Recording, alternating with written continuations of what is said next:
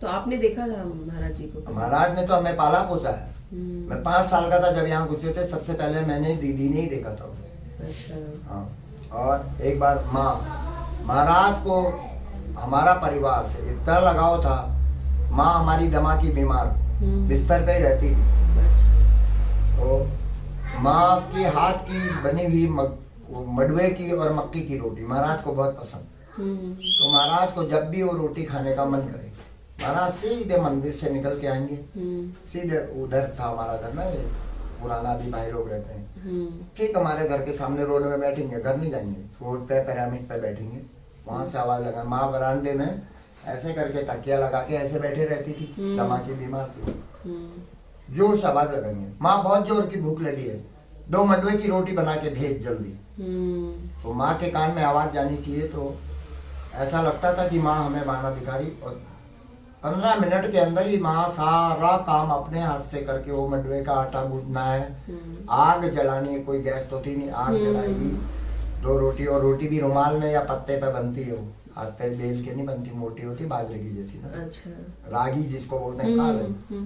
2 रोटी बनाएगी, और अगल बगल सारे खेत हैं, बाहर आ जाएगी, अगर देखेगी कोई सब्जी है, अगर हरी सब्जी ऐसी कुछ नहीं है तो जीरा भुनेगी तवे में, जीरे का नमक पीसेगी, 1 गिलास बनाएगी चाय, 15-20 मिनट में सब करके तैयार करके नीचे।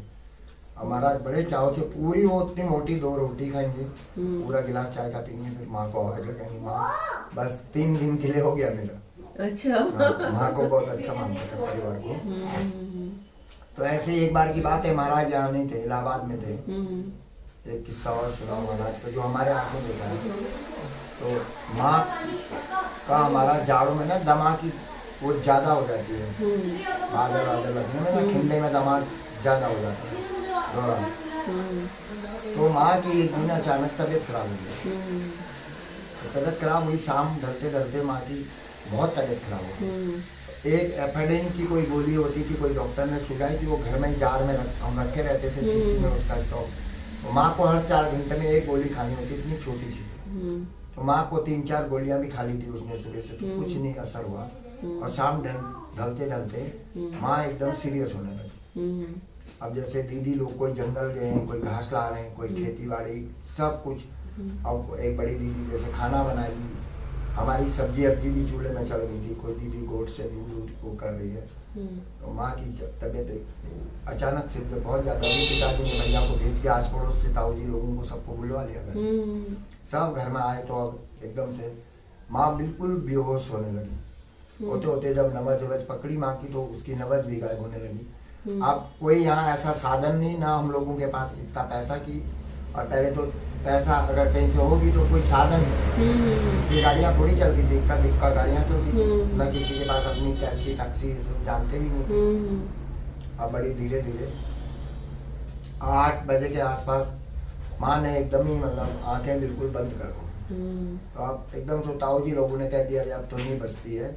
जैसे ऐसा कहा तो अब हम सारे भाई बहन घर में, तो एक ही बड़ा सा कमरे में हम रहते थे, सबके सब रोने लग गए जोर जोर से। एकदम से जब ऐसा कहा ना, तो अब माँ पिताजी को भी हक होगी, पिताजी भी रोने जैसे लग गए, तो सभी रोने लग गए। अब महाराज तब इलाहाबाद में थे बड़े।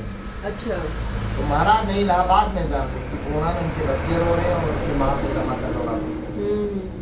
तो महाराज ने इलाहाबाद से नैनीताल माता जी का होटल है माल रोड में, इंडिया होटल। अच्छा। वहाँ ट्रंक कॉल बुक करके बात करी इंडिया होटल में। और एक महाराज के भक्त और बाबा थे, वो अमेरिका, अब तो शरीर छोड़ दिया, हरिदास बाबा, जो महाराज के सेक्रेटरी हुआ करते थे, सारा काम देखते थे। तो दिन भर यहाँ काम देखते थे, शाम को हनुमानगढ़ी मंदिर में उनकी ड्यूटी होती थी। जैसे ब्रह्मचारी बाबा भूमियाधार में, और हरिदास बाबा नैनीताल हनुमानगढ़। अच्छा। दिन भर वो दोनों यहीं रहेंगे, शाम को यहाँ से चले जाएंगे, वहाँ रात की पूजा वूजा, सुबह की पूजा करके फिर वापस कैंची धाम। हरिदास बाबा अब वो हनुमानगढ़ में। तो इंडिया होटल में फोन आया कि फौरन से गाड़ी लेके हनुमानगढ़ जाओ, कम से कम 3 किलोमीटर है माल रोड से इंडिया होटल और हनुमानगढ़, और हरिदास को बुला के लाओ वहाँ से और मेरी बात करो फोन पर। फिर गाड़ी इंडिया होटल से वहाँ गई। महाराज के आदेश होंगे तो सभी ने पालन करते थे। बिल्कुल, हाँ। और फिर फिर दोबारा ट्रंक कॉल करके महाराज की बात कराई गई हरिदास बाबा से। तो हरिदास बाबा को महाराज बोले कि हरिदास तू तो यहाँ बड़े मजे कर रहा है हनुमानगढ़ में, और वहाँ देख पूर्णानंद के सारे बच्चे रो रहे हैं, और उसकी माँ को दमा का दौरा पड़ गया, और अगर वो नहीं बचेगी तो उसके बच्चे वीरान हो जाएंगे, पूर्णानंद क्या करेगा, कैसे संभालेगा उतना परिवार को। तो एक काम कर, तुरंत प्रेमलाल शाह डॉक्टर को लेके जाया।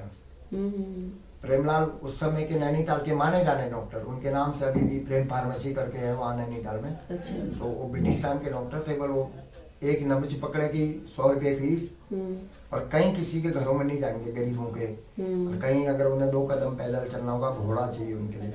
अच्छा। ऐसा कुछ। हाँ। अब वो एकड़ी होगी ना ब्रिटिशर के टाइम के साजी लोग, बड़े परिवार के। तो बाबा ने हरिदास महाराज को कहा कि सीधे तू प्रेमलाल के पास जा और उससे मेरा नाम लेना, और उसी की गाड़ी लेके जा। उसके पास अपनी गाड़ी थी, और उसको लेके तुरंत कैंची पहुंच पूर्णानंद के घर। तो उन्होंने सीधे फिर प्रेमलाल के पास गए, उसको बताया कि महाराज का ऐसा ऐसा आदेश है। उसने उसी समय खाली इतना ही पूछा, हरिदास बाबा से बताते थे हमें कि वो क्या बीमार है, तो उनको मालूम था कि दमा की बीमार है, तो उन्होंने बताया दमा की बीमार है, और सीधे उसने अपना किट पैक किया और गाड़ी लेके। हमारे घर में उस समय गोट में से गाय की बछिया लाके पूंछ हाथ लगाते हमारे पहाड़ों में, जिसके प्राण छूट रहे हो ना, गाय की पूंछ हाथ लगाते हैं, कहते उससे तरते हैं करके। तो गाय की पूंछ लाके माँ को लेटाया, और वो ऐसे तर्पणा टाइप का कर रहे थे, पूंछ को लगा के छोटी बच्चिया को ऊपर ही लाए थे, और नीचे 9:30 बजे के आसपास वो पहुंच गए थे हनुमानगढ़। वो हरिदास बाबा आंगन में से आवाज मारी, पूर्णानंद पूर्णानंद करके। अब लाइट भी घर में नहीं, लाइटें सब रो रहे हैं। पिताजी ने आवाज पहचानी, पिताजी ने कहा ये तो हरिदास बाबा की आवाज है, ये कहाँ से आई।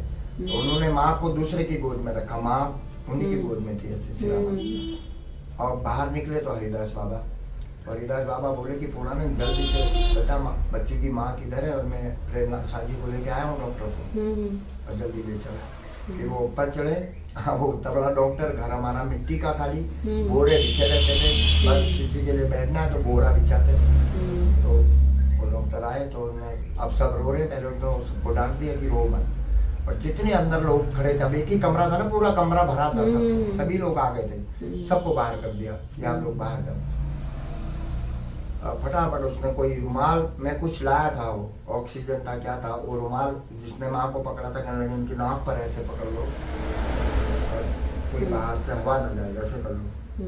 और उसने फटाफट इंजेक्शन दिया माँ को, इंजेक्शन दे के नब्ज पकड़ के वो बोरे में बैठा रहा वो तबला डॉक्टर, और 15-20 मिनट बाद हमको सांत्वना देने लगा कि बच्चों अब तुम मत रो, तुम्हारी माँ ठीक हो जाएगी, अच्छा फिक्र ना करो। उसके बाद उसने 20 मिनट बाद करीब दूसरा इंजेक्शन दिया, फिर इंजेक्शन दिया, फिर बैठे रहा।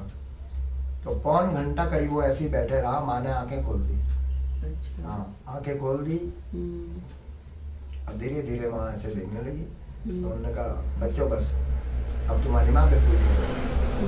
तो सब लोग आए, अब हम सब रो रहे हैं, अब माँ तो दूसरी दुनिया में पहुंच गई। माँ ने जब हमें रोते हुए देखा, हमारे पिताजी हमको बहुत डांटते थे ना, उस समय तो बड़ा अनुशासित जीवन होता था। तो माँ कहने लगी तुम लोग रो क्यों रहो, तुम्हारे पिताजी ने डांटा होगा ना, किसको किसको पिता, वो तो अलग ही दुनिया में पहुंच गई थी। तो महाराज ने दूसरी दुनिया से माँ को वापस लिया, और सबसे पूछने लगी तुमने खाना खाया नहीं खाया। अब किसका खाना, किसी आटा गुद्दे का गुद्दे रह गया, सब्जी चूल्हे में थी। तो हमने सबने निर्दास बताई। उसके बाद माँ हमारी 26 साल जी। अरे वाह। हाँ, 26 साल पूरा। उसके बाद तब दूसरे दिन हरिदास बाबा से पूछा कि आप तो हनुमानगढ़ी थे, आपको कैसे। वो कहने लगे पूर्णानंद देखो तुम तो यार बाबा के परम भक्त हो, तो तुम्हारे ऊपर तो महाराज की इतनी बड़ी कृपाएं हैं, वो कुछ नहीं। उनका इलाहाबाद में है बाबा, वहाँ से फोन आया था इंडिया होटल, और ऐसे ऐसे करके मेरे को भेजा। तो महाराज अपने भक्तों की इतनी चिंता करते थे, इतनी चिंता करते हैं पूरा सब।